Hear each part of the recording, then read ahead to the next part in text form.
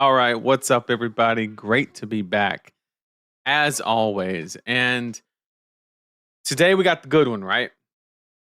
We're going over the classic constructed tier list for the new Omen set. What's actually going to change? Is there going to be any shakeup at all? Just kind of what are we expecting to happen? Now, a couple things that I want to clarify before hopping into the tier list is there's a couple things out there in regards to kind of there's a lot that's going to change during Nat season, right? Obviously, US Nats is going to be the first one. We have Victor kind of right on the edge. We have Prism right there. We have, a lot of different things that are kind of just up in the air and floating. And so, what I'm going to try to do my absolute best, and if I stop doing it throughout the stream, throw it in chat, keep me accountable. Would more than appreciate the reminder. But basically, I have to give my initial opinion of what is the state right now. That is what's going to be plastered on the screen. However, I'm going to try my best to talk to when Victor leaves. We're expecting this. When, this hero leaves, we're expecting that. Is kind of the things that I need to kind of talk to because I think it's important because Nat season is not just the first weekend. Um, there's just a lot of events, and we're definitely going to have some LLs before the end of Nat season, in my opinion. And so I think basically our three that were kind of in the realm of discussion is Prism, Victor, and Kasai. I think those are your three that are reachable. I think Kasai is probably outside of reachable, but anything could happen, right? All it takes is a fancy calling win, and you just never know, right? So I guess anything is technically possible, and so that's kind of what we're looking at. But mainly just off of play rate alone, I think everybody is going in with the assumption that at some time in the middle of Nat season, we're expecting to lose Victor. I think that's a pretty safe assumption. So that is where I'm at currently as far as, what we need to actually discuss and make sure that we cover because I don't want to give you just, partial information. I want to try and give you the whole story. So that's what we're going to go with. Okay. Let's go ahead and let's hop in. Okay. Now, what we have to so that's the main thing that we're going to have to cover is obviously the changes that happen throughout. Going to have to do that. I need to go ahead and throw that there. Sorry. My horse boy riding off into the sunset. Yeah, he's not going to be here much longer. The thing is that I just think he's a little too good right now. I mean, I don't think that's a secret by any means or anybody. As a Prism player, what would change if she rotates? Prism only affects Gravy. I don't think that's true because Prism actually keeps in check all the degenerate stuff. So I would. That's how I would look at it. A really good Prism can kind of keep away the degen fatigue stuff, in my opinion. You might need a little bit of tech to get you there, but I think it's definitely possible. Dio starts going way up when Victor goes. Yeah, but until then, it is not looking good. So here's what we're gonna do.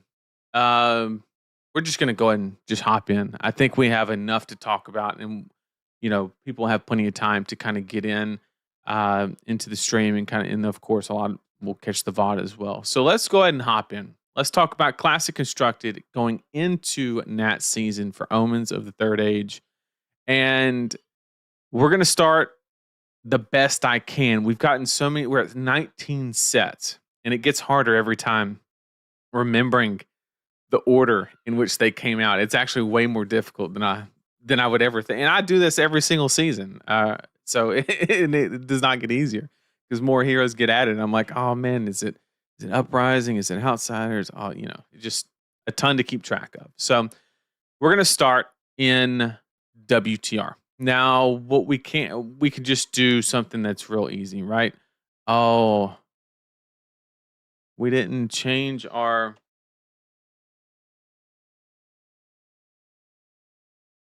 Okay, we didn't have our tier that we have to have. Okay, so Bravo, there's just other better guardians. I'm not going to spend a bunch of time here. He's still just he's just going to have to wait in line. It's that simple. Um, so, like I said, I'm not going to spend the time here. Are the cards serviceable? Yes, but at the end of the day, there's just better choices. So that's where we're going to go with, unless you're meta and you just somehow think it's going to work. So just not it. Moving on to the other heroes that are actually worth talking about in WTR. Still crazy that we have all four of them, although they are slowly accumulating points. Like, you wouldn't imagine Dory having 700 points or Katsu having 700 points or Bravo having 700 points, but I think they're around that threshold. It's actually kind of insane. So let's go ahead and talk about Dory. And because Dory's, I want to say a little bit of a talking point right now, where a lot of people are just kind of like, is this her moment? And unfortunately, until Victor gets the hell out, there's just no space for her, right? She is going to have a matchup into Gravy. Obviously, that's always been a really good one. But at the same time, you can't. I feel like this is a meta where she's like persuaded to go into hatchets, or just any dual wield build. But then I think Josh said it kind of really good, where it's like it's just worse Kasai, and that's just how it is, right? And Hatchet's got some disruption with our spoiler card, right? A bit off the sides or top, whatever it is, and it's just not enough. I mean, it just doesn't make sense to play this hero right now. It's solid, does decent numbers. Once the 14 different warrior sets come out for the rest of this year, maybe that'll be her opportunity when she can queue up her attacks. But until then, I think she needs to just keep waiting. So I'm going to give her. It's going to be high C, low B for me. So right now we're going to put her in C, and then maybe she can work her way into B, but don't hold your breath. So that's just my opinion. Now Katsu is actually really interesting because obviously you got all the kunais, and then also got the card that searches, which is from a consistency standpoint, it's absolutely phenomenal. And so straight off the rip, he has gotten much better. Now, can he get over Victor? No. It's always going to be a bad matchup. It's just how it is. Every ninja is going to struggle into Victor. It's just a reality.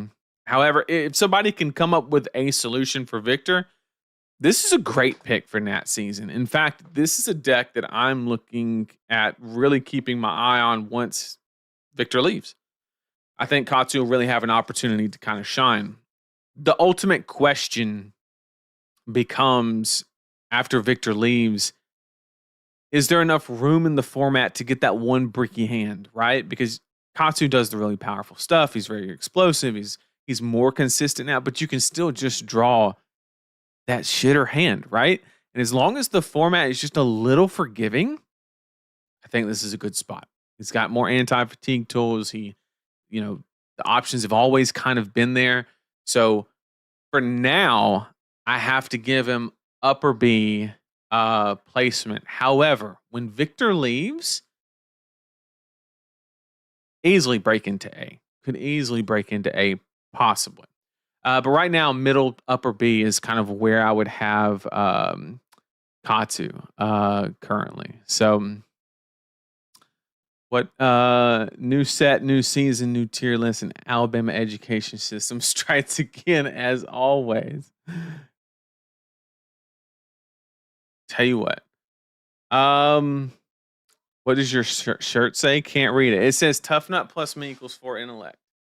Finally average. We're struggling, Damn. That's even more of a dig right after Alabama education. Tell you what. Okay, so moving on to the last WTR here, which is Reinhardt. Now, this is one that is actually very interesting to talk about because he was already at least a deck worth talking about. Upper B, mid B kind of territory last season. Now, card for card, I'm going to go out and say this, but the expansion slot card for Reinhardt was probably one of the best cards in the set. Like as far as like how much one card benefited a hero. The card is insane. A free 6 is insane. Just because I mean, obviously they're going to be intimidated. You know, that's the whole point of the deck, and just being able just there's so many hands in Rhinar where you're short a resource or two, and you just have the ability to yeet it, and it's a yellow. It's actually bananas. So I actually think that Rhinar is going to take the exact opposite shape that Katsu's going to have. I think Rhinar right now is going to have a lot of equity. However, once Victor leaves, I think is when Rhinar is actually going to lose a lot of equity. So this might be a situation of, you know, take advantage of Rhinar during the Nat season if you are in the first half of it, if you do have the opportunity or the, you know, you can channel your inner Eugene, right? So do better than I did at the last calling I played in. I played Rhinar. I went in Sand Sketch Plan for Blood Rush Bellow 3 times and missed on every single one of them. I discarded the Blood Rush all 3 times. It was absolutely beautiful. And then I did a 66%er to not discard a Blood Rush on a double Blood Rush. Discarded it too. So if you're going to bring this hero, just have better luck than I. But if you can manage to do that, once again, I think this is just a really good hero. And I'm actually going to put him above Katsu right now. However, keep in mind, as Victor leaves, those 2 heroes are probably going to trade places in their final kind of placements. But I'm expecting a lot from the hero. Just as these dirtily decks, the Mario matchup, don't get me wrong, it's not great. It's not fantastic. But it's like serviceable. Like you can manage it. You can actually compete on the axis of value. So that's currently where I'm kind of at. So going on to the next set, oops, they're all banned via LL. So Arcane Rising is done. And then we have to go into Crucible, which there was none. And then now we are in Monarch. Okay, and obviously Chain and Prism are gone. So now we have to go to Levia and Bolton. Okay.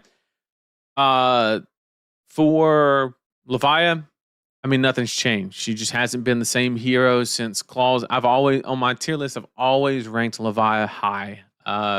Even factoring in, you know, it takes a lot of skill expression to play it. I've always ranked it really, really high. But right now, I think this hero to fix it is going to need the Betsy treatment. And we're going to get into kind of what happened with that hero in the near future. But there's going to have to be some revitalization via this hero. You're just going to have to do it. Next set is the perfect opportunity to do so. They knew that they were going to lose Mandible Claw at the time of developing that set. So this is the perfect time to work that Mandible Claw replacement. Make it shadow only. Whatever you need to do, LSS, to kind of get this hero back up. Because right now she's dog shit. I'm just going to say how it is. It's just not good. Okay.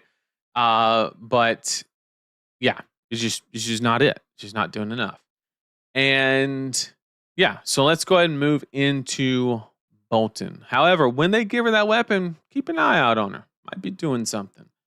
Going into good old Bolton. Okay. Same shit. He's just still mid. Right now, it's a bunch of fatigue, just not enough. I've seen, you know, Sabers making a little bit of a comeback. In this meta, I just don't see it. You have too many things that can impact you, and there's a lot of Arsenal hate. And it's just a dangerous place to to try and operate in the meta, just to be plain and simple.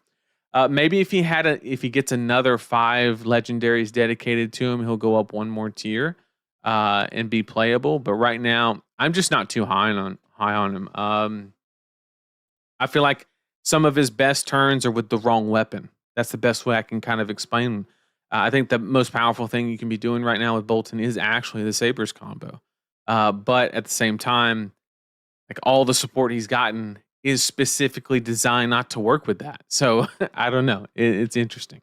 And that's probably, very intentional from LSS and probably the right decision, to be honest, because we don't want that to be absolutely busted. So moving on from Monarch, we have Everfest, which I believe... No, that was not Arachne. Arachne was Dynasty. I'm just going to do Arachne, okay? He has been having a bit of a spin up, obviously, in popularity, just slowly, kind of ever since World's era. He's kind of just been climbing in representation and, really just, a lot of play, really just an opportunity in the meta, I think is the best way to put it. Right now, I think that opportunity has faded. Unfortunately, I love this hero. I love what I played it in Worlds, and I love what the hero does. It's an extremely fun deck to play. I really enjoyed my time playing it. But at the end of the day, I feel like the edge that it did have is being wiped out by...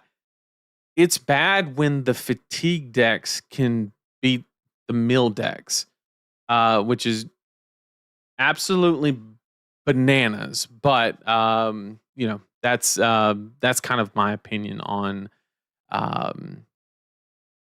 where things currently stand with Arachne. It's still doing something very solid. Don't get me wrong, but at the end of the day, I just don't think he's positioned quite well enough.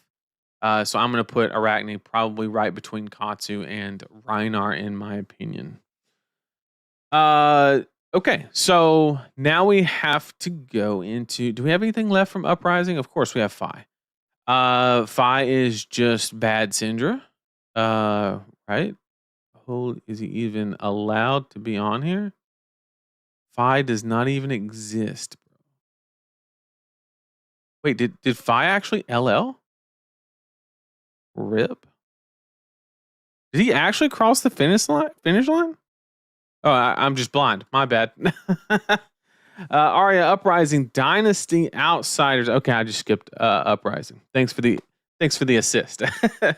So we'll finish off Uprising with Fi, finish and start. And yeah, this is just bad Syndra. Like I don't know what else to say. Like there's no... Sure, I guess you're more, you can kind of combat fatigue a little bit, but you're just so much worse than everything else. And you're probably getting dumpstered by Mario. You can't handle the disruption.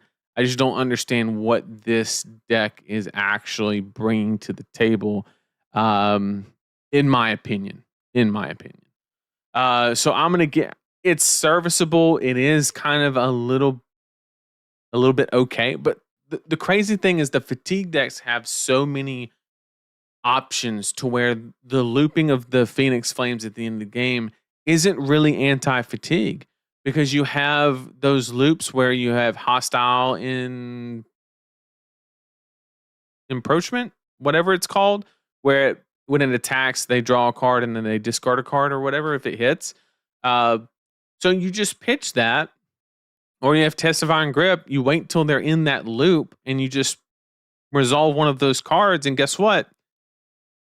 Your loop is broken. And so it's very easy when that's the win con. So you really don't even get equity from Fi by being more not fatigable, right? So it just is what it is. So I would say Fi is not that great in a spot, to be honest. What up, Andy? Good to see you. So going on to, I'm gonna read my notes here in chat. Going into Outsiders, I appreciate the assist. We can start with Riptide. Too many people blocking. I don't know how else to say it. You can do Dreadbore all you want. Doesn't help your Victor situation. Victor doesn't run that back in the day when people tried to fatigue Riptide, they were on like 12D reacts. Uh, a lot of the times in the meta, and you could kind of like cheese them by running Dreadbore, and then oh, you got all those cards in your hand you can't use. Now they just have block cards that draw, and it's just not it, bro. So you just get fatigued, and it's really sad to see that with this hero because he was like starting to kind of climb a little bit, but now he's just sit down, Riptide. I hate to say it. So this this hero is just not it. I don't know how else to say it. From a baseline and value perspective, the hero's fine. It does decent numbers. It's aggressive. Yeah, you lost uh your death dealer, but like it's fine. But it's not great. And I don't see it. Victor leaving. I don't see the problem being solved. Is kind of what I'm trying to say. So he's probably going to end up, to be honest, at the bottom of C tier, and I put him there because it's green. It is what it is. It is what it is. So other outsiders, we have Azuri. So same problem. So I did have a little bit of a speculation last season on Azuri after I made the tier list, where I was like, man, a lot of the 2 for 6s, uh, you know, could really impact the meta because there's a lot of valid on hits and stuff like that. It turns out just playing block cards and drawing cards are way better. So nothing really, nothing really came of it, and I don't think anything truly will until that value engine can kind of go. So I don't.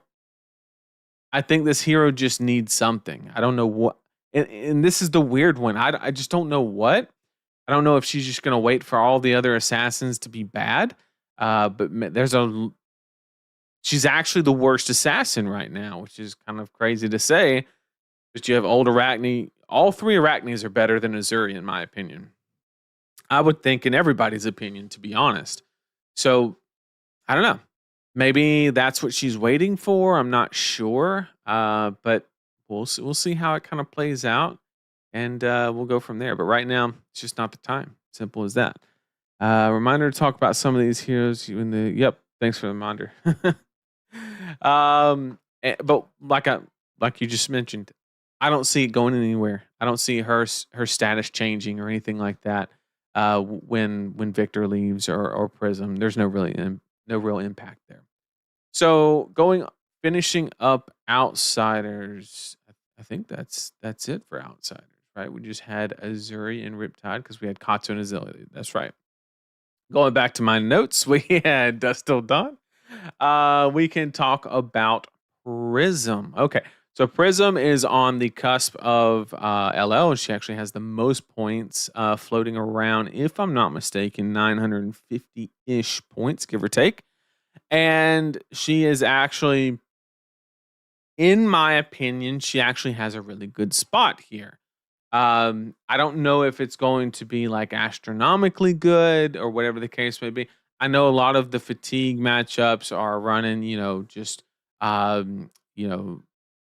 Midas touch for whatever angel they have to target, but there are counters for that in the new card pool, so keep that in mind.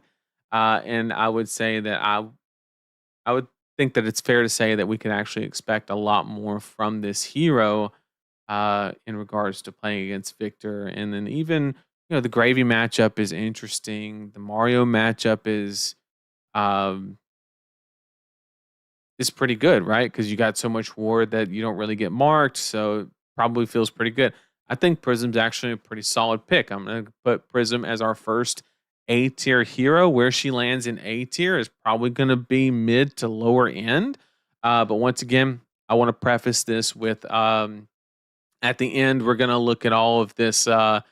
And obviously, I reserve the right to kind of shift it around once we look at the matchups into the S tier decks and stuff like that. So going on from Prism, we have Good old Vinny. Now, I am so damn proud of this hero. Okay, it's been a long road. Of when this hero came out, it was just there's nothing really here, and then she got a couple cards. I think it was Cole and some other stuff, and I was like, okay, now it's getting there. I feel like this is just the. I feel like Vinny is the Verdant story, but just extended a little bit longer. Where she just got really good card, really good card, really good card, and it's not just a good card, but a good card that she needed, and that fits very well into the current builds of the hero. So not only that, but just having the ability to have the unpreventable damage and you can stack and stuff like that. The problem is in this environment, it's going to ask a lot from the player, as far as like, okay, do you set up to the point where you start taking a bunch of damage and then the victor player flips the script and just values you down because you gave them 20 free value worth of blood debt? There's also, you have to counter the ripple away pitches if you're trying to just OTK, and then there's so many nuances that you have to counteract when you're playing this hero against those very specific matchup. In the aggro matchups, it's actually not a difficult deck to play, in my opinion. It's only when you're. This might be a bit of a hot take, but I think Vincent is only difficult to play when the person across from you is not interacting with you, and they're just preventing all of your damage, all that they can, in my opinion. Um, and so because that's a decent amount of the meta today, um, it creates that kind of how we used to look at Leviah, where like people respected the power level, but it just took a really good pilot. Uh, I think we're getting a little bit of that with Vinny, not to the same extreme, but a little bit. And I think she's got it.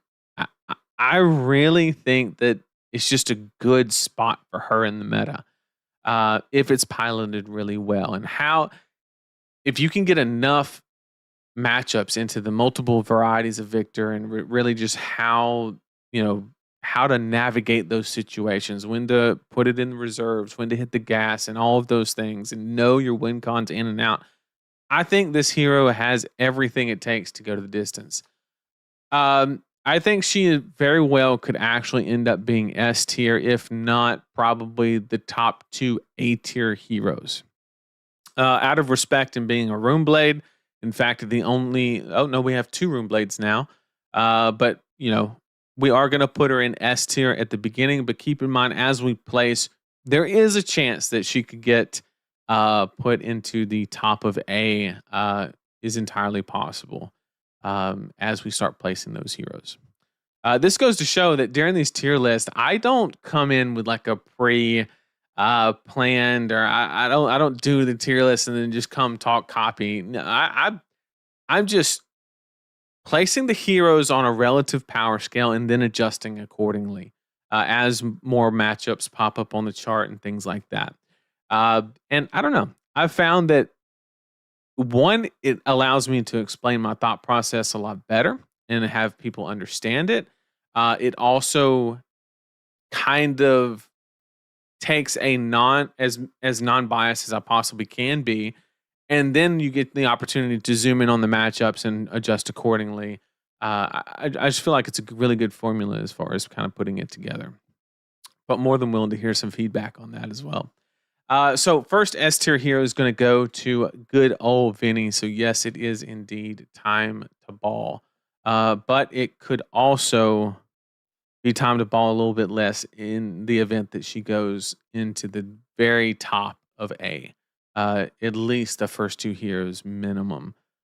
So going on to the next set, which is good old Bright Lights. Let's talk about Dio. Dio was on an absolute tear right until Victor entered the meta, and then she immediately stopped. And that's exactly what she will continue to do. So I think until Victor leaves, also I didn't mention Vinny when Victor leaves. I think Vinny's actually resilient to that. I think that she maintains a lot of the equity. Like you have a good Mario matchup, you can go kind of more defensive in that matchup, and you have the reactions to kind of support it. Like you're good there. And what as long as you can work on like the gravy matchup and stuff like that, I think you have a lot of potential to just kind of maintain your meta equity even after Victor leaves. And if worst case scenario, your games are just easier to play. You don't have to worry about as much mental fatigue during your tournaments. So maybe her matchup spread changes a little bit, but just off the fact of easier matchups to play, maybe she stays right where she's at, after Victor leaves. So this is something to consider. But until Victor leaves, Dio is, in my opinion, just not the deck to bring from an absolute power level, just in a vacuum. I think she's one of the best decks in the game. But with so much Victor going around and probably going to be the most represented deck at Nationals, I think that it's just a really risky bring. Now, sure, if you want to just target everything else in the field, then that's entirely, a respectable strategy. But depending on the density there, and like, I don't think your Kasai matchup is particularly amazing ever since they got Blood Follows Blade. And, because if they draw one of those, it just costs you a whole card to clear the ally. And it's not great. It can kind of slow you down a little bit, just enough to get more value from dynamos. And it's just a slippery slope, right? So, not exactly where I would want to be for Nats. If you are in the later part of the season after Victor leaves, I think this hero would be a phenomenal pick. So I'm going to place her today based on where I think she is in B tier. However, when Victor leaves and just, goes and does his own thing, could easily shoot into A tier. Easily be A tier. The opponent not interacting with Vincent isn't that bad since it means 4 to 5 new cards to work with each turn. So, yes, to a certain extent, yes. But it's just difficult when the opponent just goes back and forth, back and forth, back and forth. Or at least I've had a lot of success putting Vincent players in that position. Have I played the best ones in the world? Probably not. But I've just had a lot of success, and I've played the hero myself. I've been put in those situations. So just speaking from experience there.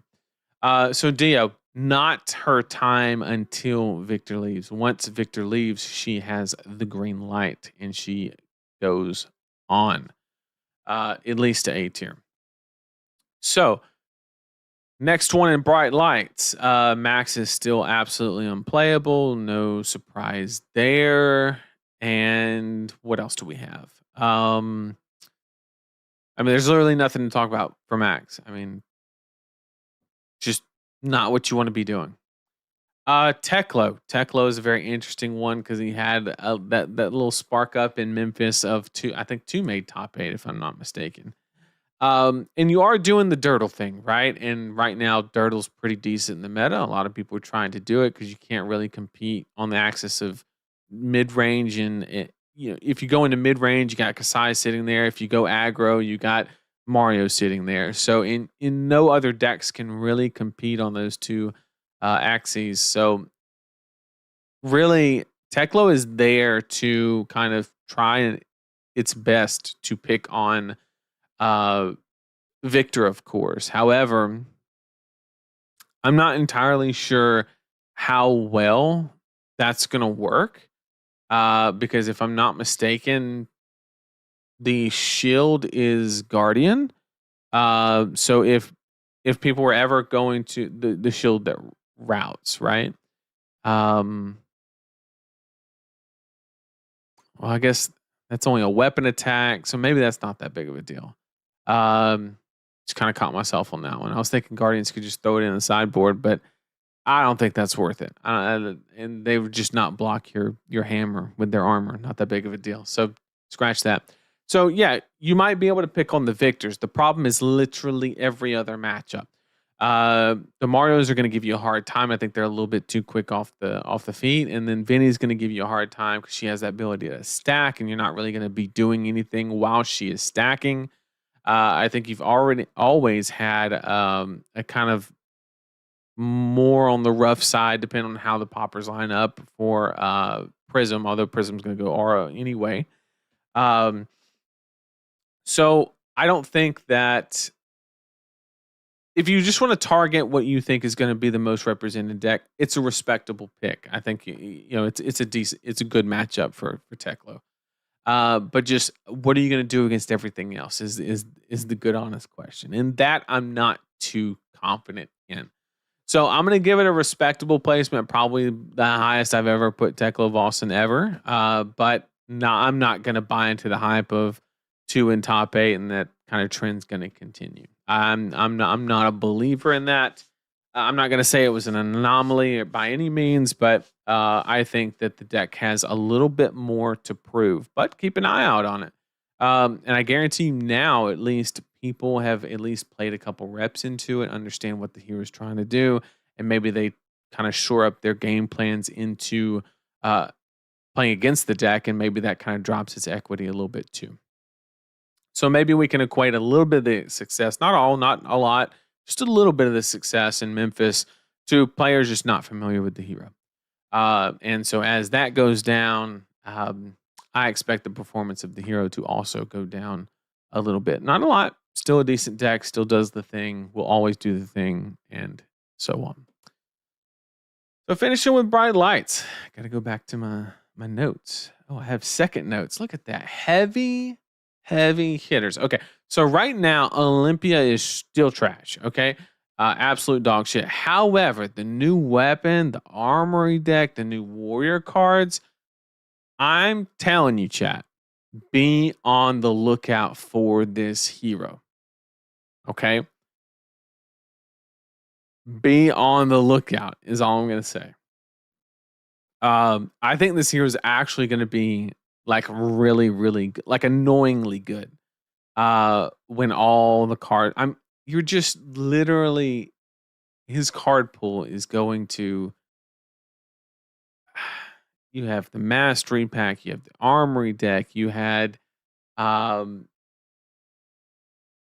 it's a lot of card. There has to be something. The weapon by itself, we've asked ourselves what the payoff of a gold is.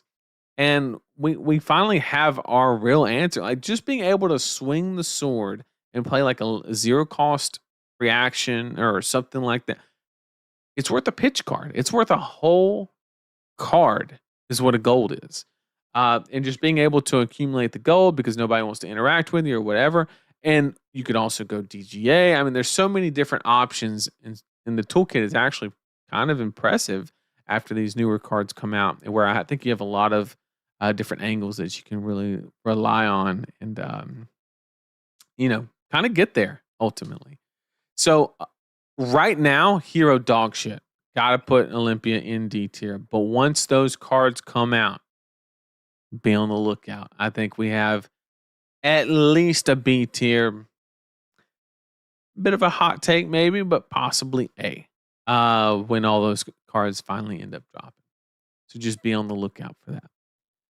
Okay, going into let's go and get it over with. Okay, we're gonna talk about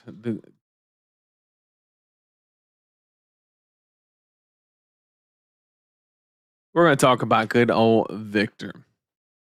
Hear me out. 0 cost, Olympia spec, red react, target attack. It's plus X, where X is the amount of gold you control. That would be absolutely busted. Because it starts as a +4 with all the equipment. Can't do that.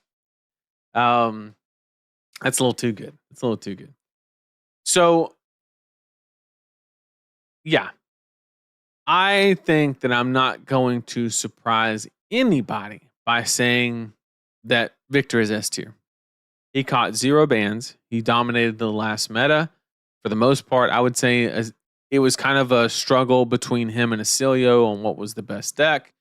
And ultimately, in that meta, if you were to ask me, it's tough. But I don't know who I'd give it to over Acilio, but Acilio's not a problem anymore. So really, like, there's not a lot that actually has the ability to kind of prey on Victor right now. There just isn't. There's not a lot out there that truly exists. There are some fringe cases like Reinhardt can accumulate a good matchup, Teklo, maybe Prism, maybe a good gravy deck or something like that. Like there's a couple matchups, but you just dumpster everything. It's actually interesting because I've never seen a guardian with what I would describe as like an illusionist spread. You know what I'm saying? Where like illusionist is just like good into the field.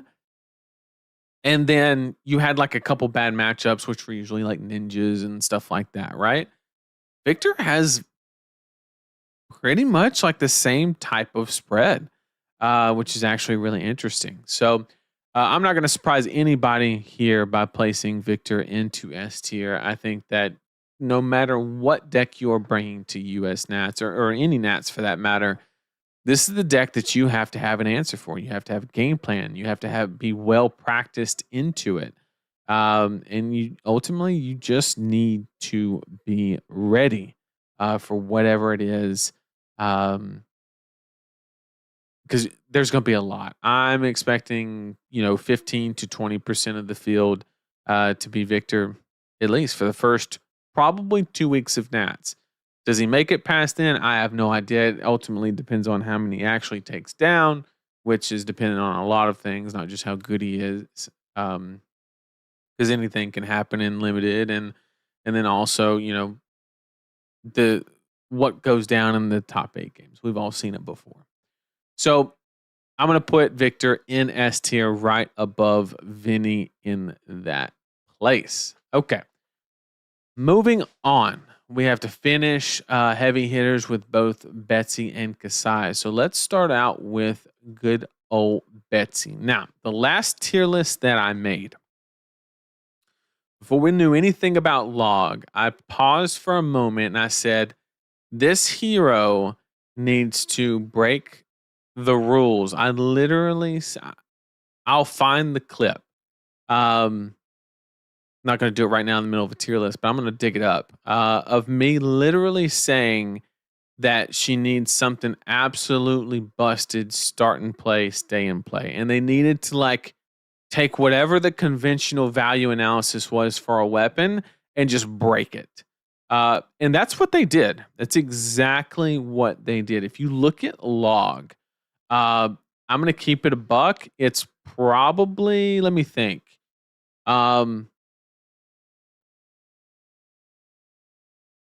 I would go as far to say it's the best weapon in the game. And I don't even think it's really close. Like it's that good.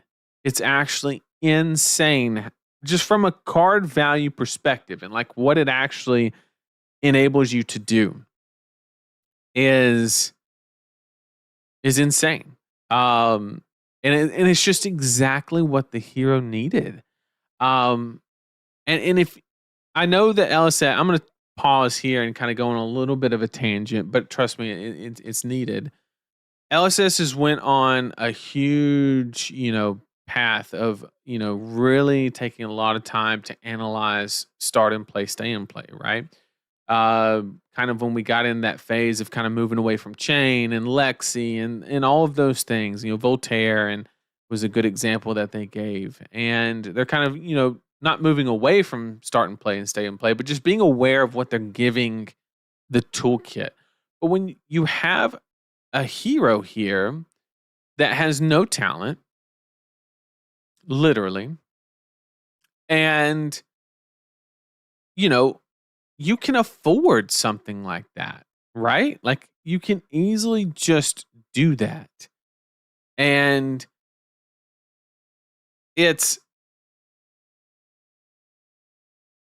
I think it's interesting because it's going against their most recent kind of development path, whatever you want to call it.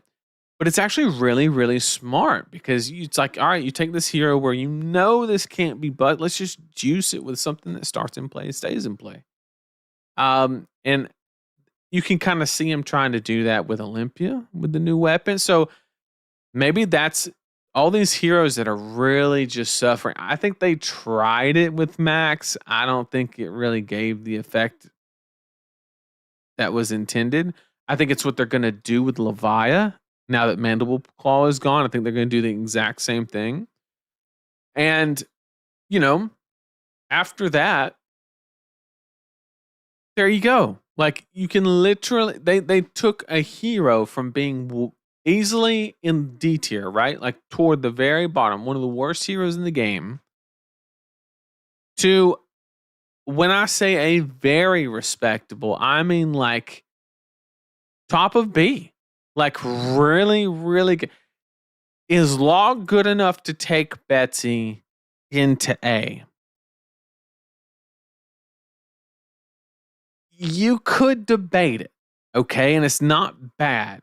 And maybe if a couple of the heroes, like right now, overpower doesn't mean absolutely anything against Victor, right? So you're not actually going to connect with it. And, you know, drawing cards kind of invalidates the gold benefits and things like that. So, like, once that stuff makes it out of the meta, maybe there's a world where she can scoot up into A. I would pump the brakes on it because you have to remember there's a new illusionist in town, and you know other decks might do that, you know, mid-rangey, just value proposition kind of, you know, there's probably going to be a deck or two that just does it a little bit better. Once again, not saying that what Betsy's doing is bad or anything like that, but just the fact that they printed one card and took a hero from D to upper B, and when I say D, I mean like bottom of D. Holy shit. Like that's an expansion slot, okay? That's what I'm talking about. Do that again, just with something else, you know? So yeah, if you're a Betsy gamer, like congratulations, you're on the map. And you know, I hope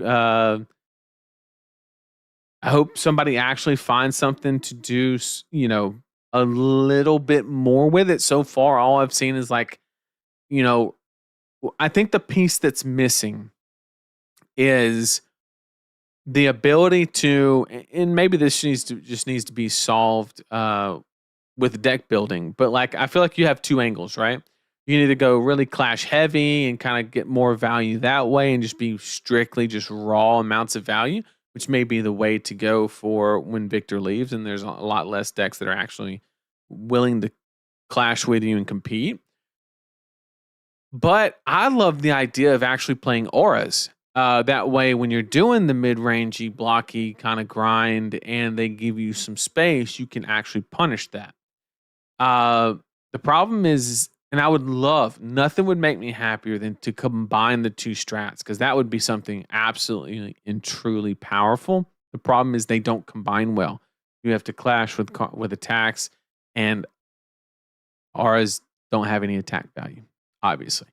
So maybe if they print a couple more cards to kind of steer in one direction or the other, or maybe it's just one of those decks where, all right, this is the meta. I can clash now. Let me go clash direction, or whatever the case may be. So it's very, very interesting, and I'm curious to see which angle people kind of take. But right now, I would probably go aura until Victor left, and then once he leaves, I would go full clash, and kind of see what you can do there. But that's my opinion.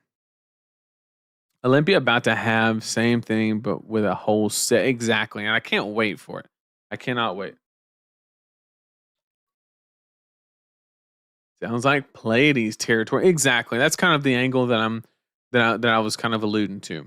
It was kind of like that type of angle. So that's what she's looking for when Victor ultimately departs, probably this season. Or this Nat season. All right, let's talk about Kasai. Kasai has been making some rounds lately and doing actually really, really well. Now, this is very interesting hero in regards to She kind of does everything above average, slightly above average, but she does a lot of stuff above average. Okay. Mid range. Everybody knows she can compete mid range. Aggressive. The best thing about Kasai is you look at any card, slice and dice, whatever. Like you can convert value decently on offense and defense, which is really, really good. Which kind of leans. So if you do give her the space, she can actually punish it. And not only that, if you give her way too much space, then she has an almost inevitable conclusion of raise an army and riches. So there's a lot going on there. However, I do think that there are some other strats. And this is something I kind of learned from Damien playing the fatigue Pleiades deck and things like that, of where there are some kind of different game states that you can kind of manufacture to kind of try and beat that. Now, does it work against just going balls to the walls, just try and go through your deck as fast as possible and play riches and then raise an army for as much as possible? That's entirely possible. To where Kasai can build a version that is immune to those type of strategies. And if you can, then this could be one of the best decks in the format. And it's already got an okay Mario matchup. You're perfectly fine there. You have the defense. You have the aggression to punish a bad hand. There's just so many different, angles. So really, the hero itself can attack the meta in any way that it really chooses. It ultimately comes down to the deck builder and how they want to solve each individual problem. But at the end of the day, the cards are there. So as long as you get a person that understands what's happening in the meta and they are smart enough to put together a deck list and execute on a strategy, possibilities are endless here. So I don't think the limitations are on hero power or anything like that. I think it's on deck building and ultimately understanding what is going on around you. Why am I saying that? Because it's a very generic, broad statement, almost, fortune telling almost.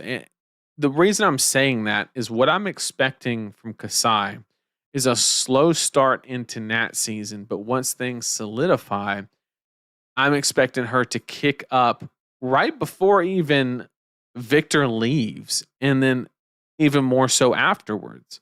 So that's kind of what I'm expecting from Kasai is at US Nats, maybe not the biggest thing going on. Definitely will be represented, probably top 5 represented easily, solid deck will definitely be a part of the meta.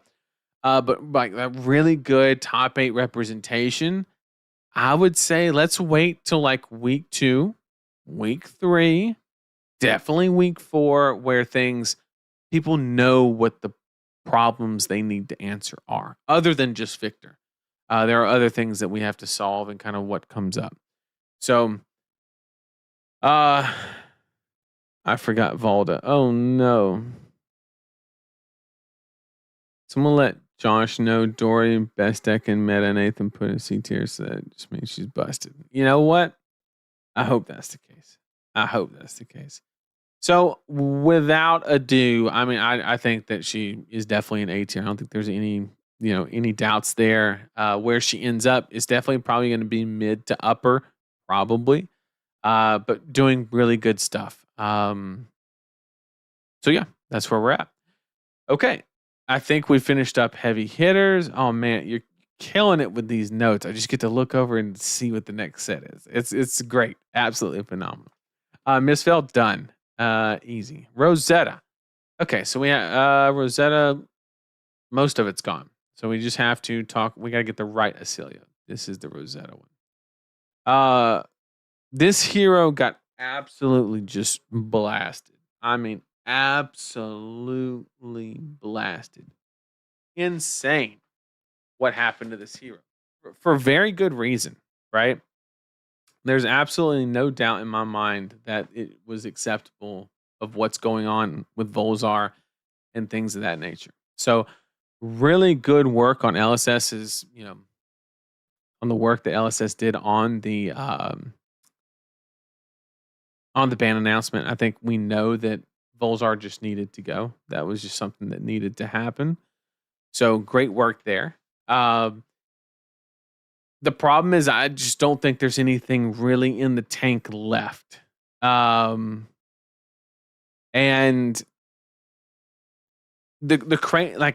it's crazy to think that a weapon did so much and they let it ride for as long as they did, right? I want to put this hero in D tier. I'm going to be 100% honest. I know you have the Gone on the Flash and that, but you can do the same shit, but better in any other Lightning deck, right? So why would you play this one? You're basically just preying on people not being able to convert their hands. Well, a lot of decks in the format right now can convert their hands is the problem. I don't think he's actually D tier. I don't think it's that bad, but man, it is not looking good for this hero, in my opinion. Yes, Astral Bridge is a great card. Okay, don't get me wrong. It's a phenomenal card. But like, there has to be more than Astral Bridge, Gone in a Flash. Like, that's no better than just resolving a codex. So just play the deck that doesn't have to draw 2 cards at one time, one of which doesn't even block. So Acilio 1 got better. No shot. No shot. Stop it. Stop it. We can't do that. We no. It got better. What? No way. No shot. So I'm gonna put Acilio top of C, just so he can win Nats. Apparently, yeah. 01 is definitely a Voltar bot. That's a great way to explain Acilio 1. Yeah. So I just. This deck is just not it. That weapon literally just carried. Literally carried. I wish I was joking. 100% got better. I wish. There's no argument for better, bro. There's no. I can't entertain it. I can't do it. I'm being nice with C, in my opinion. I'm being very generous with a C ranking. You play against any yet? The lethal range is insane. Is it? I mean, yeah, like you can always do the arcane stuff. Like I get that, but what are you doing until then? Like I get the Storm Striders thing. I understand what's happening, but I don't know. I don't know. I think the other one's a little bit better, in my opinion. But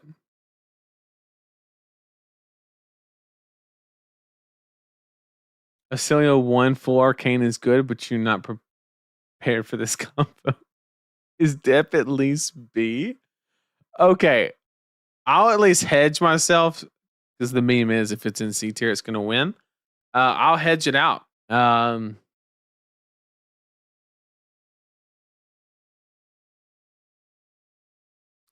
So, all right.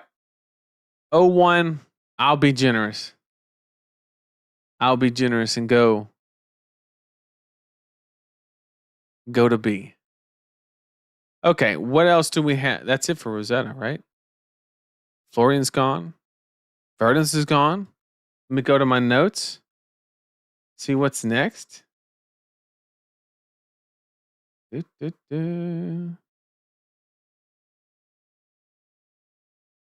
Jarl and then Hunted. Okay, Jarl. Jarl is a very interesting one, actually.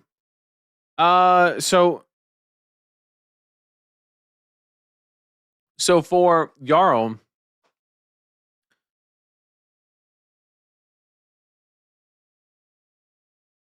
I think I know that Victor is better than Jarl right now. There's no question, right?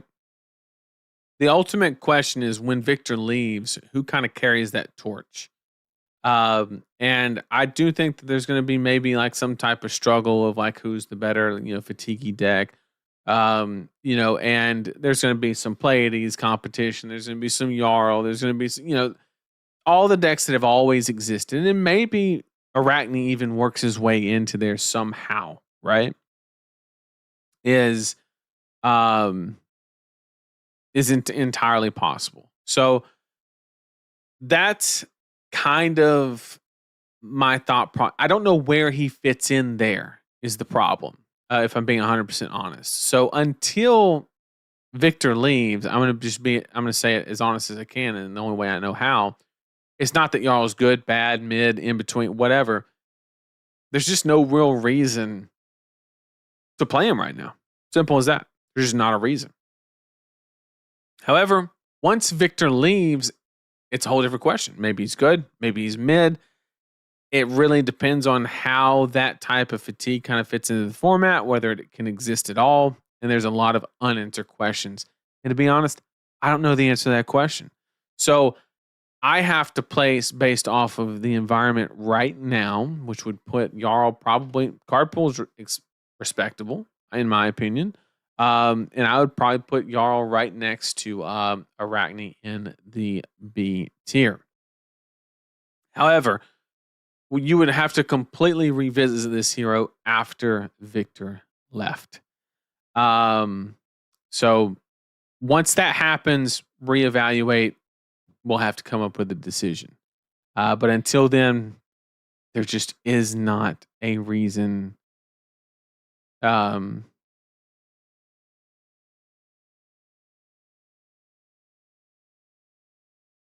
Jarl is like Aurora. You play because of the pool and Heroes almost 10. I don't know. So I've been hit by some frostbites that fucking hurt. I don't know about you.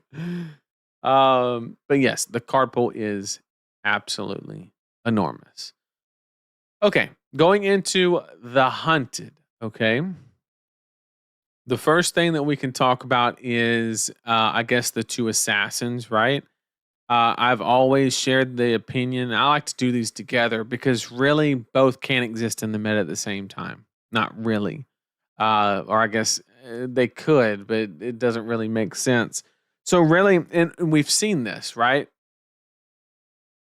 Mario was the first one to really splash into the meta. And then there was that one time where it was like, man, I got to fix this gravy matchup, right? Because it's a problem. And we saw like 3 months, maybe, probably closer to 2 months, where Slippy was the better version, right? And that was strictly to attack Gravy from a much better angle. But then Gravy got hit by like 13 different bans, and that's no longer as much of a priority. So, and also there's a bunch of fatigue kind of waiting to prey on kind of what Slippy's actually trying to do. So I don't really understand the angle that you would accomplish by bringing this hero right now. And until like this whole blocky format really just kind of turns into something else, it's not the place to be for Slippy. You're not going to be getting your you're not really going to be getting your on hits through, which is what you really have to do to actually get anything above rate. And I just don't think you're going to. I don't know how you're going to be able to actually accomplish that, to be honest. Mario is still just really good. There's no secret here. A lot of people could actually put him in S. But actually, I am going to drop him to A. And it'll make a lot more sense in the very near future when we make it through some more heroes. But there's another player in the game that I think is going to really alter or impact, right? Because it's not an amazing matchup. And spoiler alert, that's going to be the Gravy matchup, right? And I think Gravy is beginning to see a window in which it can kind of just slip its way right back in where it was kind of shut out previously, mainly due to Acilio. Now that Acilio is gone, or at least the version that Acilio is now, is probably dog shit into Gravy. And yeah, so that's kind of where we're at. In the Mario Gravy matchup, like, yes, Mario did get the blue, and that's going to be impactful. Is it going to absolutely flip the matchup? No. I think it's still going to be Gravy favored, even with the chart ban. And we'll see how it kind of evolves from there, and what nuances the sideboarding strategies go with and things like that. But at the end of the day, um, it I just don't think it's going to be enough for that matchup. And the Victor matchup is not great. The Vinny matchup is not great. So from an absolute power level, one of the best heroes, no doubt, has been in the meta for a long time now. But I think we're finally getting somewhere where maybe it's just not the deck to bring. In fact, you know, I think this is probably the worst he's been in quite some time. And I don't mean on power level because he's better than he's ever been, but just from a meta perspective, in my opinion. Now, maybe somebody this is an opportunity to kind of, reinvent the wheel or come up with a new solution in deck building and a new version or something like that. But where things currently stand in the current build, it's great. It's a great deck. It'll always get a result. But at the end of the day, I think there's just better picks. So I'm going to put Mario in the upper portion of A tier. Okay. So we have not finished Fang. Let's talk about Fang. So obviously the hero that wants to go the distance, right? And kind of just extract the most value on those free resources. The ultimate problem is this is an interesting one because I've heard both ends. I've heard that the Gravy matchup is not good. I've heard that the Gravy matchup is the freest thing on the planet. It's that classic 90-90 matchup. I don't know which one is true, to be honest with you. From a Vinny perspective, you're going to absolutely get rolled. I think that's a bad matchup for Fang. Obviously, you don't have anything to pitch for the AB. They have the defensive prowess to just kind of last long enough and chip you down. And then you're perfectly fine against Mario. Your Kasai matchup is probably not great. And I don't know about the Prism matchup for this particular hero, but I would imagine it's not the greatest thing on the planet because you're going to have to spend some of your reactions on the Angels, and you can also get just absolutely destroyed depending on where they can kind of like do their Halo tricks and things like that, I would imagine. And the Victor matchup, I've also heard both sides of the story where, oh, yes, it's fine. It's fine. I don't think it's that good. I think it's really good for Victor. Or I don't want to say really good, but I think it's good for Victor. I think he just drawing free cards is too fucking good. I don't know how else to say it. So, I think that the hero is serviceable right now. Completely solid. The problem is, or what I think is actually going to happen. I think after Victor goes, maybe you have an opportunity here. It's entirely possible. But right now, I'm kind of feeling low A to upper B. So I'm going to hedge and probably put Fang there. But like I said, when Victor leaves, easily go into A tier. And he might actually end up in A tier. I don't know. Let's break it down. Let's assume the Gravy matchup is 50-50 because it's actually 90-90. Bad matchup here. I think you're slightly unfavored here. So you're bad into the top two decks, assuming Gravy is 50-50. Could actually be worse than this. But you're good into these two, and then I think you're bad here. I don't know though. And yeah, I gotta go B. But once Victor leaves, let's go to A. That's my opinion. So once Victor departs, maybe if you're part of the Fang gang, that's your opportunity. That's all I can say. I know Victor's not that bad, but it's not what you want to play against. And if that's what I think is going to be the most represented deck, that's definitely going to affect the weighting. That's for sure. That is for sure.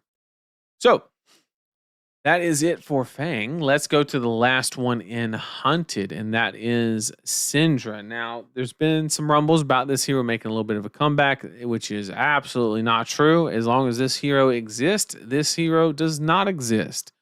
Um, Once again, from a power level perspective, the hero is fine. Actually, pretty damn good.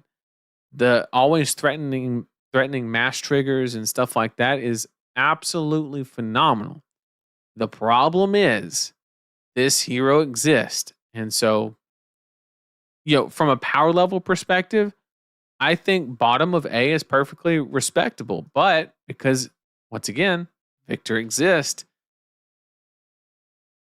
I gotta go there. Like I just I don't see it. I don't see it. I don't see the angle here by bringing Syndra. Okay. So that's going to conclude us for The Hunted. Now I got to go see my notes. Hunted Ira High Seas. Okay. Ira. The Toyota Camry of Flesh and Blood heroes. I'm telling you.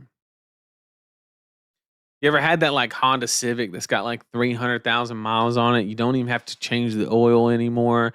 And you just like pour a pot of black coffee in and it purrs right up. That is Ira, okay?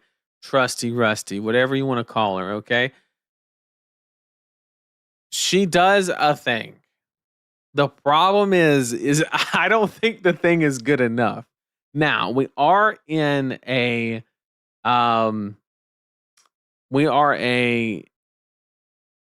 we're in a interesting position. Ira's always had the dilemma. Do you play defensive, mid-range, or aggro, or do you try to do a switchboard? And you only have so many sideboard slots, so you can only make so many of those choices.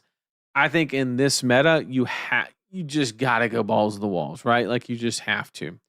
It benefits so many of the hero matchups. In fact, the only one that you would actively probably want to be on the more defensive side is probably Mario, and maybe Vinny. But other than that, you really want to run just as aggressive as possible into everything else. So I want to put some respect on this hero. I really do. And I think it's actually decent, but I don't know if it's quite good enough, to be honest. But there is a world. Is this too generous? Let me think. I think this matchup's comfortable, serviceable. You don't have to Arsenal. You're kind of immune to the disruption. You have the extra blues on occasion to stop the rune chance. You can fall back, play defense a little bit, put them in some spots, hit the gas. You have those angles. I think they get too much value from drawing cards on the Victor side of thing. And Mario is probably even-ish. Yeah,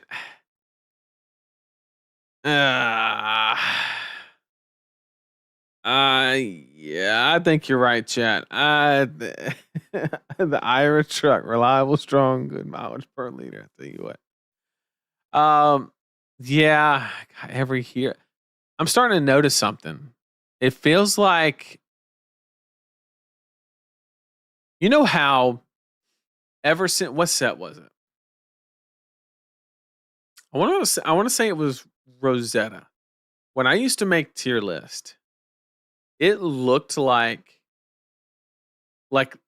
C and D tier were slap full, right? And don't get me wrong, we're gonna put some there, okay? They're coming, don't worry.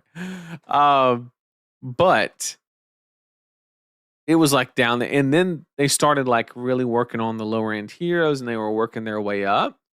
And I remember the past several, before maybe the last one, past like 3 or 4, A tier was so long. There were so many.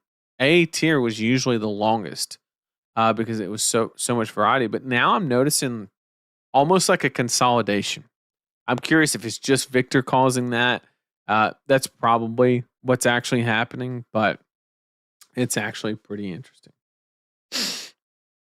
Okay. Moving on. So Ira, now we have high C's. Let's talk about this shitty hero. I say she's not that bad, but she ain't that great. Okay. Um, and here's my thought process. Okay. You look at the numbers. You look at the hero. And it's like this can't be that bad, right? Well, it can. I'm just memeing, but you look at what she got last set. She got CNC Harpoon. That's a yellow. Cheating Scoundrel, which pound for pound is probably the top 3 most powerful cards in the last set. And it did nothing. It did nothing. Just did nothing. So the card that she got this set is not as good. Okay. Literally not as good. And I don't think she's going to make any movement. I really don't. So I think that she's I've always respected Marlon. Probably because I've seen a lot of Taylor's gameplay and, I respect the things that he can do with the hero. But at the end of the day, I mean, the hero has a ceiling, and the ceiling, in my opinion, is not. It's not that great. So I'm gonna have to put her probably bottom of B, upper end of C, something along those lines. Especially relying on overpower. There's a lot of D-reacts in the format right now, so you don't even get that much equity there. There's a lot of armor, just a ton of reasons. Okay. So I'll put her at the top of C, but if somebody wanted to say bottom of B, I wouldn't bat an eye, to be honest. In my opinion. So, moving on, we have Puffin. Now, Puffin, we can talk about some Puffin. This hero was making a tear last season and actually a little bit before that. And she keeps getting not mid cards, but like good cards. I think that this hero is like close. Okay. Really close. This is what I think is going to happen with Puffin. Right now, don't play it. Okay. Don't play it right this second. Wait till Victor leaves. Right. And that leaves a window. Here's the problem. When Victor, this is what I'm calling for Puffin. Right now, don't play because of Victor, but still really good deck. Really good deck. But once Puffin leaves, you would think she slides up. But I think what actually happens is Dio is going to slide over. And then when Dio slides over, it's going to kind of take that spot that Puffin would originally have. And then once Dio goes after that, I think that's going to be Puffin's time. Okay. We're not there. Okay. But if it feels serviceable, like it's so close. It's so close. In fact, I respect enough to put it like up there. But like I'm saying, when Dio's gone, like could easily go to A tier. You don't like the Victor matchup. It's better than the Dio versus Victor matchup. I'll tell you that much. Just name this stream when Victor leaves. I'm telling you. I have to mention it though. I got to. So, moving on to the next set, which would be Volda. And then Super Slam. No, I got to finish high C's. What am I doing? Good old, I disrespected the old bones. Okay. So we saw Gravy just run in the format. Okay, then they banned Chart. He kind of stuck around a little bit and then fell when Acilio regained popularity. Okay. And then once Acilio got up there, he just stayed away. Every now and again, somebody that's really talented would make a splash with him. For the most part, was just gone. Newsflash, Acilio's gone. Acilio does not exist in this format. I know he does, and you have like full arcane and stuff like I get that. But at the end of the day, I don't think it's going to be enough to hold the hero down. So if you are a gravy player, you have a bunch of reps and you are prepared to kind of take on the field, you're well versed, you know your matchups, this is the time to dust it off. This is the time to break it back out. Hell of a time because we're going back to US Nats, which is what his first tournament was like literally a year ago, and I think it's his time again. I think that if you're a really good player, you have a decent Victor matchup. I think you can manage the Vinny matchup. You're good into uh, Mario, and Kasai can be a little sketchy, but it can also be fine and serviceable. So, and then I've heard both ends on Prism. It used to be super Prism favored, but I think the Victor, or not the Victor players, but the Gravy players kind of learned a lot and understood what they needed to actually do to actually, kind of take off in that matchup and get it to a serviceable spot. Still think Prism is favored, but it's at least in the realm of serviceable. I remember back in the day, we used to think this was like 80-20 shit. Now it's probably like 60-40 or something like that. 6-7. So yeah, I think this hero is S tier, in my opinion. I think people thought that he was gone, but I think just Acilio is the reason to bring this hero back out and play. Once again, it's solely going to be on the skill of the player. You're going to have to be ready. The gravy player is always the one making those tough decisions, and the skill expression will shine. And whoever is willing to bring it and kind of know it, I think it just seems like it's the lowest hanging fruit, other than Prism. Prism and gravy. If you want to attack Victor consistently, if you're really good, and just have a favorable matchup, it doesn't have to be 90-10 or anything like, but just favorable. And at the same time, unlike Tekla Volson, not give up all your other matchups. That's where you want to be. I think it's a great place to actually be. I just think Gravy's in a great spot right now.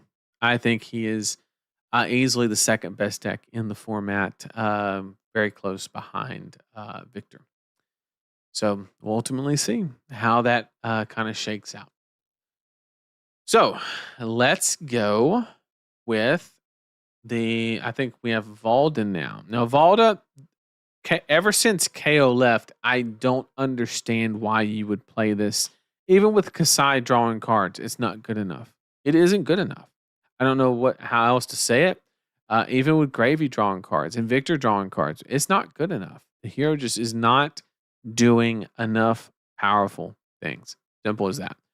I don't think the hero is exactly like dog shit or anything, but it's just not enough. I don't know how else to put it. Okay. So, moving on. We have, what do we want to do next? Well, we're obviously going to do Super Slam. Let's talk about Lyeth and how anticlimactic the weapon kind of was. So the story of this hero is actually insanely funny because he went from, Jason had the calling appearance and made it look like really, really good. Even though like a lot of the reasons was people didn't understand like how to play against it, how much value you get by actually just overblocking by a little bit and things, just those types of nuances, right? And it was just pure just cheese factor and just surprise value, which is respectable. But ever since then, the hero just has not done it. It's not going to do it. This hero is just not. It's just not where it. I know there's the Giga fatigue shit. I know. There's just probably 3 other decks that do the fatigue shit better, in my opinion. I think Victor is a better fatigue deck. I think Jarl is a better fatigue deck. I think Arachne is a better fatigue deck. Pleiades is a better like you're the 5th best fatigue deck, which is not a great place to be. So that's where we're gonna go with. I mean, he's not that bad. He's probably like somewhere in there. I'm gonna move Bolton down just a little bit because I don't like him. I ain't got nothing against Bolton. Just I don't know. Bolton is probably better to be honest. At least he's got Saber combo. Definitely better than Riptide. Yeah, we'll put him there. We'll put him there. I feel like the Spurlocks and Clements have been high on gravy in the Celio format now. And I think they're going to run the show. Yeah. I'd be interested to see if Jacob puts down the Mario deck and picks back up the gravy deck. I think this is the time to make that swap if you're ever going to do it. But he knows more than I. So we'll leave it up to him to make that decision. Okay. Moving on to the next one, RKO. To be honest, just a really beautiful deck. Just a fun deck. It does the thing. It came out at that perfectly acceptable power level. It wasn't oppressive. It was good. It does the thing. The problem is that identity of mid-range is kind of dead. And I'll explain what I'm talking about. So back when he came out was kind of when it actually started beginning to die. Back when we had like Hatchet Dorian, it was strictly just numbers, value, kind of just wins the game. There's too many cards in Flesh and Blood that just invalidate that if you shrink or extend the game in any way, shape, form, or fashion, right? For example, you can take a Kasai and you can extend the game, make a bunch of gold, raise an army, kill them, right? Like the fact that you get a bunch of value just doesn't matter. It's not relevant because you're just all that value that you would have gotten, they're just getting it at a different point in the game.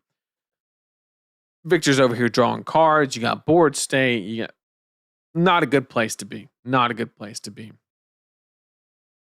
Very respectable power level. Slowly getting better every set with these spoiler drops, and pin definitely helped as well. But at the end of the day, I just think he needs a little something to really like have a decent point in the meta, truly. So I'm gonna go with probably I would play RKO over Dio here. That looks better. Something like that. Perfectly respectable deck. It does the numbers thing. Just not the numbers thing you want to be doing.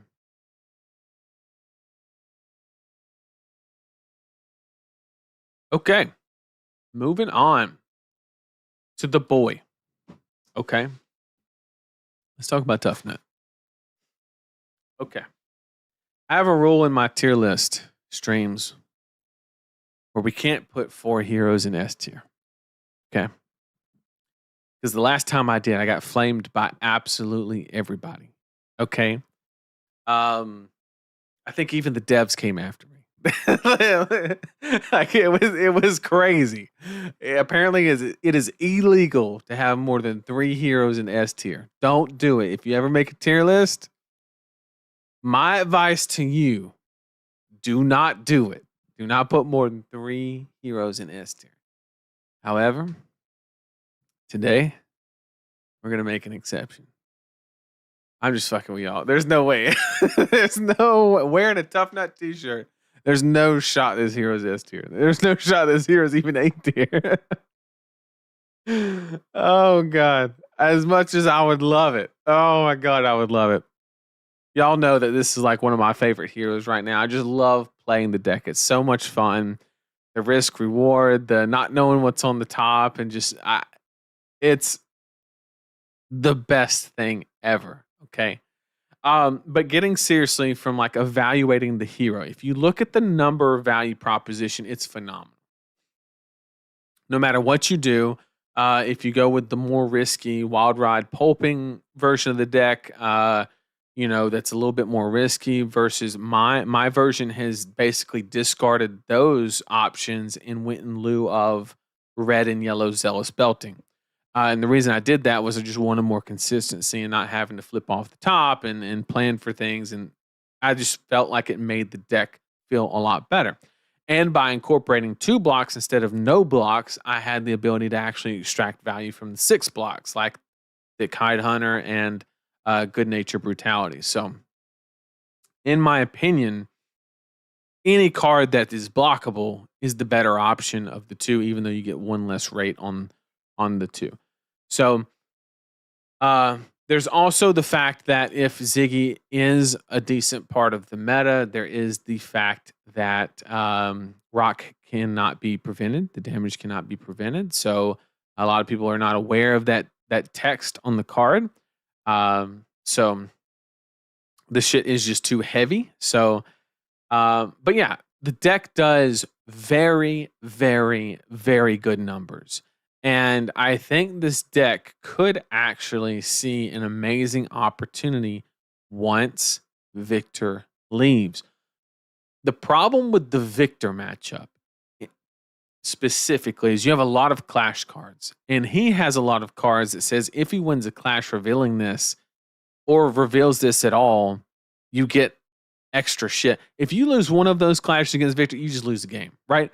I can't tell you how many times I've clashed with a Victor and they flipped over Golden Sun, drew a card, whole bunch, and it just falls apart so quickly. So once that happens, I'm not saying the deck immediately goes to A tier. That's not what I'm saying. I am saying that if somebody brought it to a competitive event, I would be like, okay, maybe it's not what I would have done, even though I might. But like, I think you start hitting in the realm of that's respectable. Like, it's not just a meme tier here. I'm telling you, anybody who really understands the hero and really knows how to play it, I'm telling you, the value on these turns are insane. I can't tell you how many times you get 15, 16 every single turn on 4 cards. Just, sometimes even more if you get ripping off the top or you get go again and you actually get to leverage all the value on your toughness. It's insane. So I'm going to put Tough Nut. I'm going to get shit for it, okay? But trust, he's going in B tier right under Jarl, okay? Fight me, okay? Fight me. He's not going in C tier. It's not happening.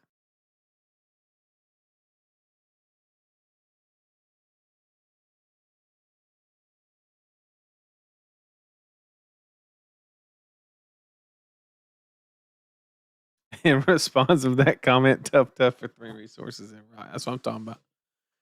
So once Victor goes, maybe he slides up a little bit in B. I don't think he'll break into A. I think he is missing if he can get 1 or 2 more. Like Pin was phenomenal. If we can get like a couple more blue 6s, something like that, man, just insane. I'm telling you. One day that hero. Okay. I did what I could, Tough Nut fans. That's the farthest I can take my bias, okay? Tough Nut is not better than my boy RKO. He is, okay? And my bias proves it. I don't know how. I can't sell it any other way.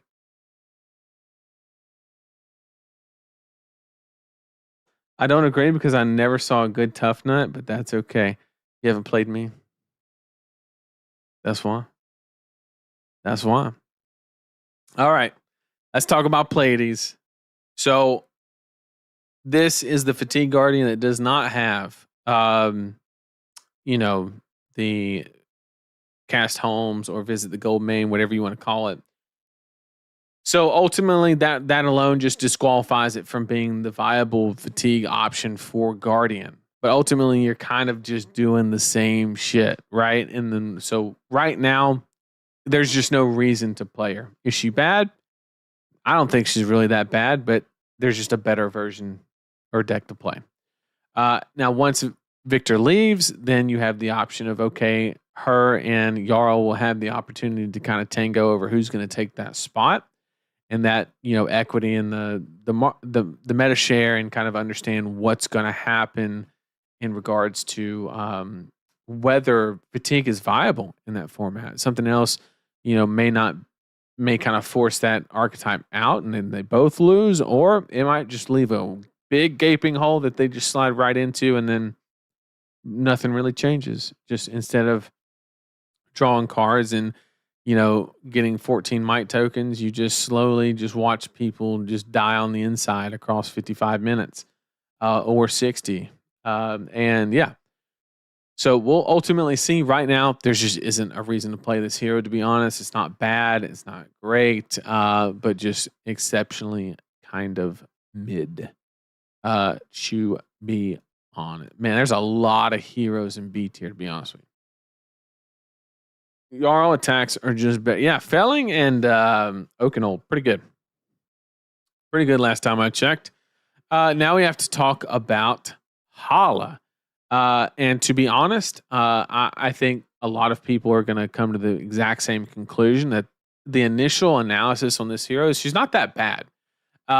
But she's just missing something. And I think we're going to get that in the Mastery Pack Warrior is going to be the perfect opportunity to kind of flush out the sharpen keyword. And then once we get all the rest of the cards, we'll actually get our answer on how good and viable this hero actually is. In the meantime, we're going to tell her to just sit and wait. But once those cards come out, and Victor leaving approximately around the same time, we could have a lot of stuff going on at the same time, and she could completely change. But in the meantime, I can't just go off of speculation. I have to look at what is available now, and there's no reason to play this hero in the warrior card pool. In fact, she's almost one of the worst warriors, in my opinion. And the other ones just do it better.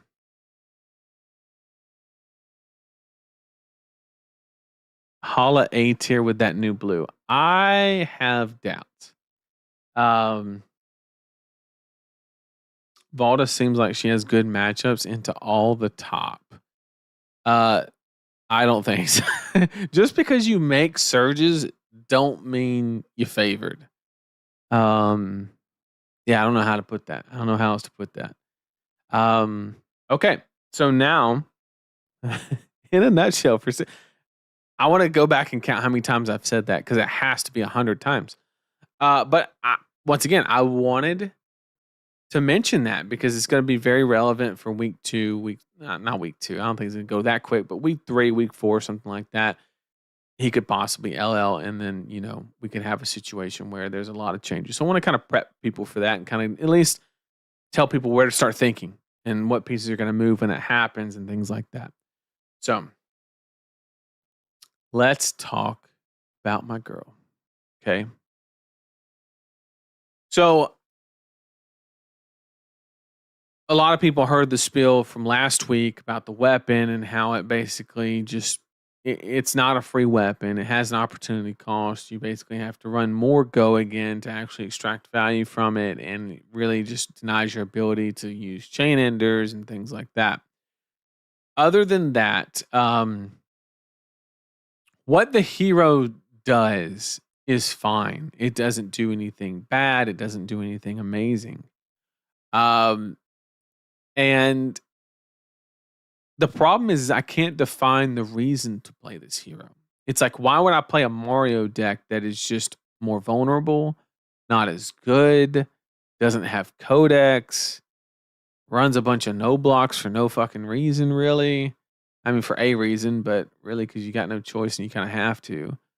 And you could just get kind of fatigued out of nowhere, right? Or you could run some janky loop that is just absolute, but you got to do it. You have to. You don't have a choice. And yeah, so if the goal for LSS was to make sure that this Aurora didn't go anywhere, mission accomplished, because this one is not going to LL in a heartbeat. I can tell you that much. Unless we start unbanning some stuff. To be honest, I'm going to keep it a buck. This hero would be perfectly acceptable with Serenade.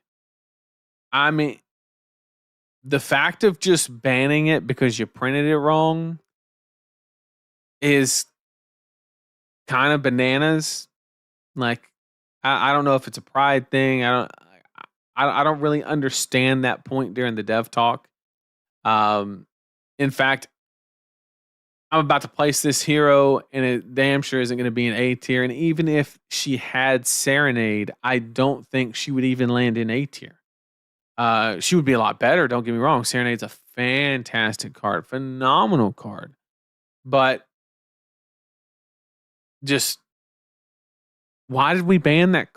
We're really banning something because it wasn't printed the way you wanted to. Like, Serenade is an unhealthy card, anyways. Glad to see it gone. But it was unhealthy because you had CLV and a bunch of other shit in the elemental cards in Aurora, right? In the first Aurora. I think it'd be perfectly acceptable in this Aurora. It wouldn't be busted. So that's just my opinion. My opinion. So ultimately where she goes, like, if I'm being just brutally honest, like, I do want to mention something, okay, that I actually think is very interesting. There is an archetype of Aurora that's going around. I saw it. I did not create it. I saw it. I observed it. And it involved selling all your equipment for cash out, making silvers, playing potions, and then playing 3 arc lightning and blowing them the fuck up. That actually, once Victor leaves, I know, for the 150th time, that might be the best version of this hero. Maybe you just take the L against, Gravy.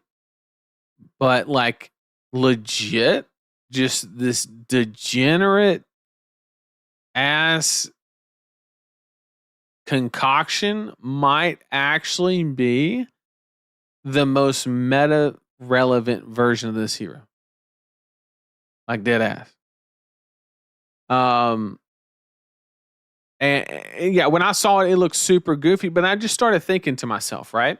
There's no way I'm taking this Aurora to Nats to play like fry the deck. There's no shot. Everybody knows Chick-fil-A changed their fry formula and they changed it to the new Aurora. They're not as good. They're not as good. Okay. And yeah, so if I'm not bringing that, right? There's no shot I'm bringing fucking Dread Scythe with some D-Reacts. There's no shot I'm trying to fatigue somebody with 3-in-1 Arcane. There's no way in a lightning card pool when you have Guardians, Jarl, all this other. Why? Why would I do that? And another point in chat, like, I'd rather just play Syndra, any of the ninja. I'd rather play Ira if I'm going like Cheerio aggro, right? Like dead ass, I would. You still got Dio, like Dio's even better. You're just as fatigable, to be honest. Yeah, that deck would lose to Gravy, but I'm being serious. Like, I'm going to keep it a buck. I don't think this deck beats any version of any version of this deck beats Gravy. To be honest, even the Cheerio version, I think you're going to trip up and have enough off turns to where Gravy's just going to outvalue you. Just to keep it a buck. So, I'm interested to see how the evolutions kind of happen, but I'm going to keep it a buck. The potion cash out version of this deck, it's got my eye. I'm going to keep my finger on the pulse. Always ask myself, going into a meta, is there a spot for that? And I think we could have it actually perform in a tournament or two later on down the road. Not right now. It's not the time. Maybe. But, you know, you do have to go through a lot to set that up. And It really just depends on, do the decks and the format give you the time to do that? And if the answer is yes, okay, maybe let's give it a shot. Let's do some testing, figure it out. But in the meantime, it's not that way today. So, given all of those things in the full synopsis on this hero, uh, she's just not that great. I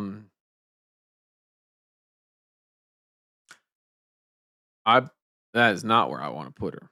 I want to put her next to Katsu at the absolute bottom of, and to be honest, is she C tier? Let's ask ourselves a good, honest question.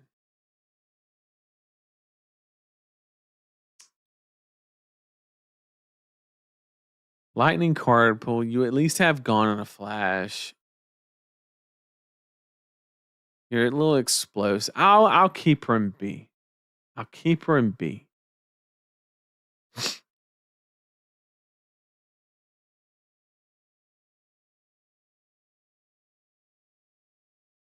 I'll keep her in B. Fi is better than Aurora? I don't think he is. I don't think she's that bad. Although I will agree with chat. Fi and D is a little harsh. I will admit.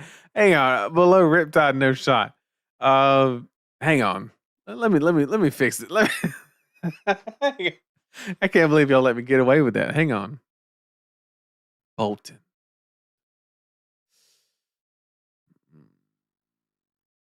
All right. All right. All right. That was my bad.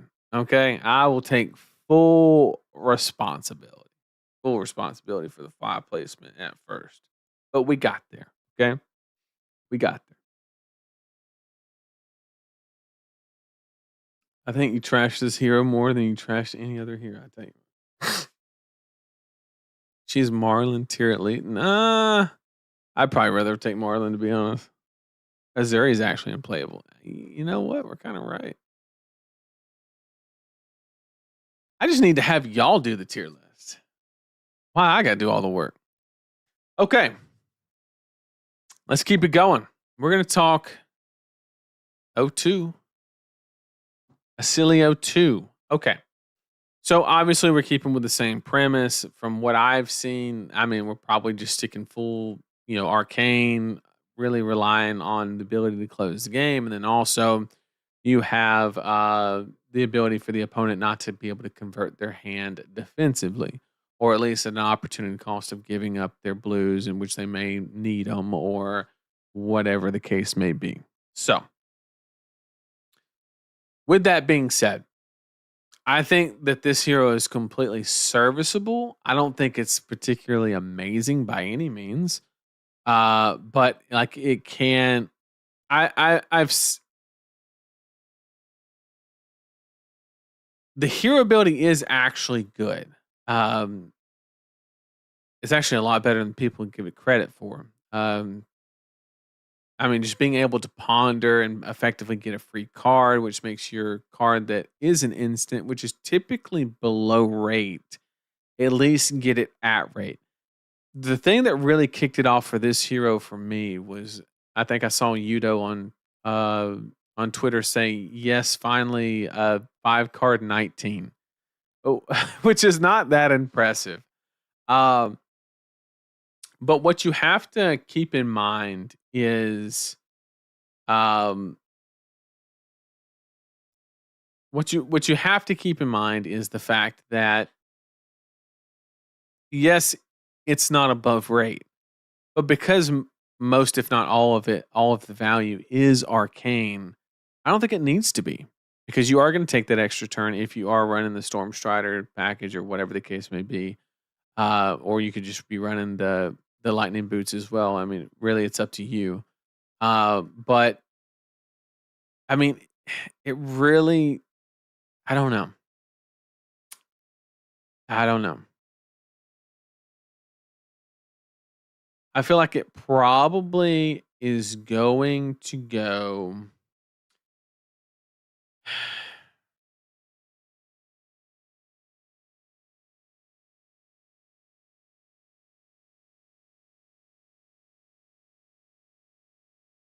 I want to go top of C, maybe next to Aurora. That is my knee jerk reaction. I am going to caveat this is the hero out of the three new ones that I know the least of. So give me a little bit of a break here, you know? Um, ah, I could put some respect on his name and give him a B tier placement, but it's not going to be high on B. I'll tell you that much.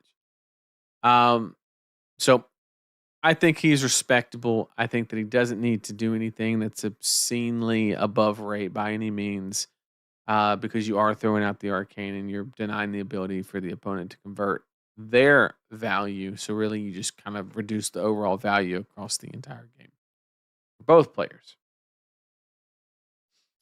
Um, okay, moving on to Ziggy. Now, this is the interesting one, right? Because we didn't really know what was truly happening, or uh,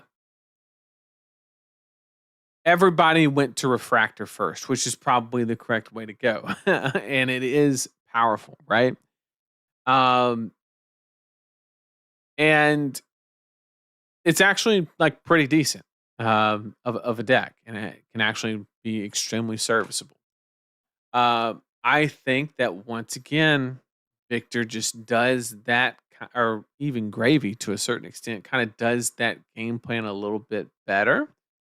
Because obviously, we've seen everything from everybody has seen everything from Iris to Refractor, and then if you switch between the two, you kind of give up a little bit on both ends, and you really reduce your chance to convert those really, really large hands, with the Refractor build specifically.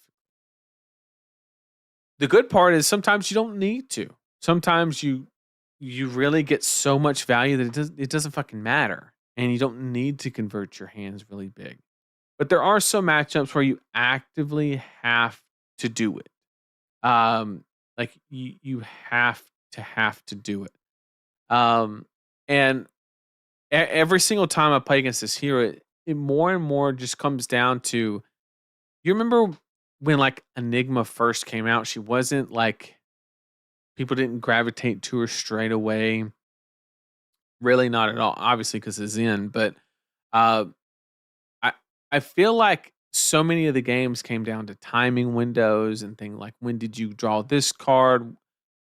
Did they have enough pressure to push past, when you set up your bigger aura, or your did they have the ability to wipe out your etchings, and things like that. So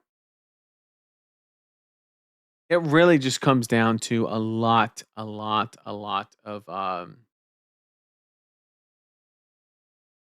timing windows. But overall, the deck does something that's very strong.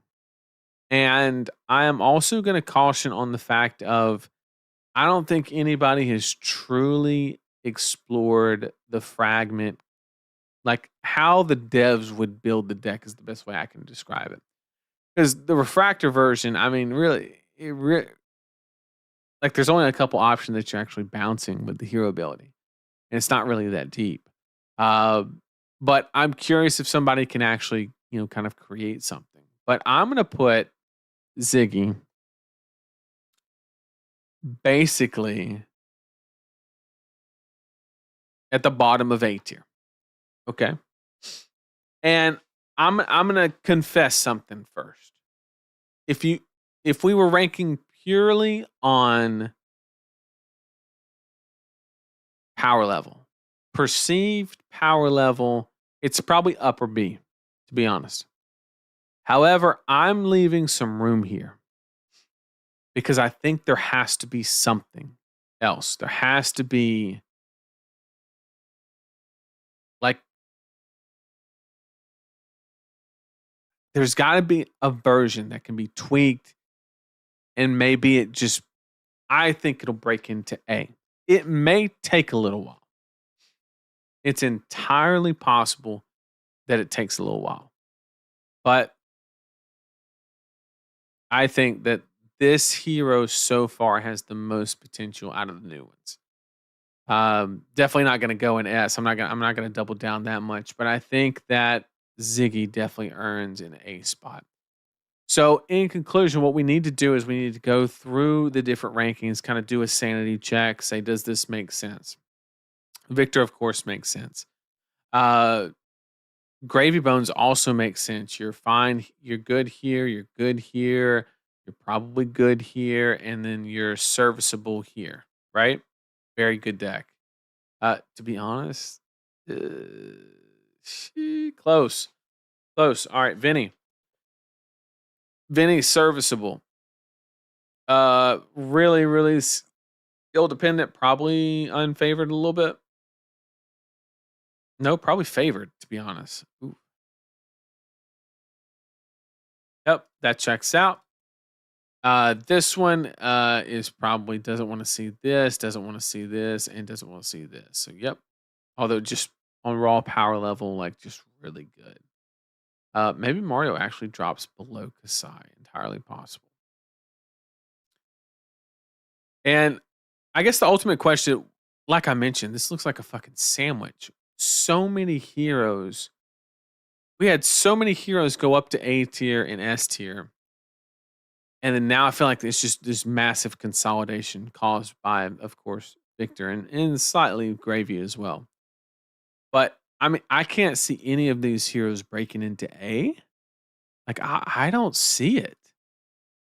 Jarl, no. Tough Nut, maybe. No, I'm just kidding. No. No, no, no, no. While Victor's here?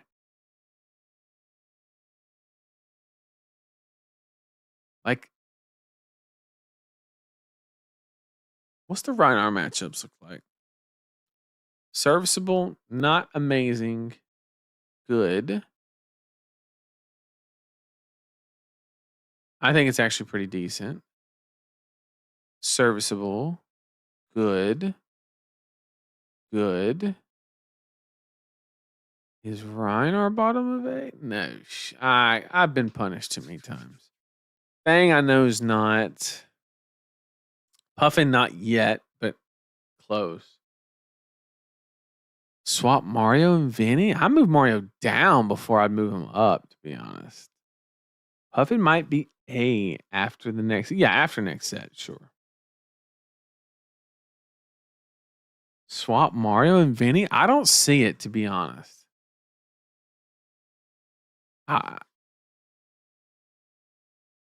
I think Vinny's got it. Like, yeah, I'm gonna double down. I'm gonna double down. Reinhardt can fight Victor and is sad about Kasai and Mario and sort of Thing is kind of high. Well, I'm trying to justify going to A, and I don't think there's anything here that I can justify going to A tier. So this is what I'm gonna lock in.